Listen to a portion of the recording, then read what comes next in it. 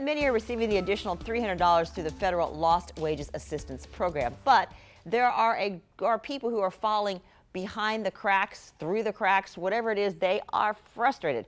Our Jocelyn Howard explains tonight. It does really hit home when, everyone around me is receiving money and I'm just here like, what about me? What about my car? What about my food for the week? Jessica Matu receives state benefits of $91 a week, $9 below the $100 threshold required to receive LWA benefits. Unemployment expert Vanessa Brito says she's been contacted by thousands of Floridians facing this issue. Most of the people who are receiving less than $100, that weekly benefit amount is incorrect because their wages haven't been redetermined. A lot of people are receiving less state money than they're due because the state has misdetermined their income. Correcting those state errors has become one of the biggest hurdles unemployed Floridians face as they struggle to reach someone at the Department of Economic Opportunity to fix their claim. These people are getting slammed every which way. LWA funds are pulled from FEMA's disaster relief fund until it reaches $44 billion.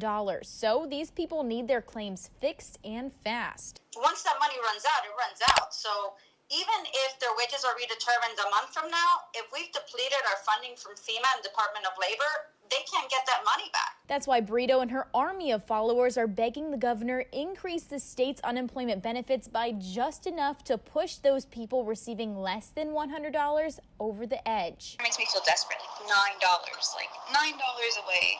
Jocelyn Howard, First Coast News, on your side.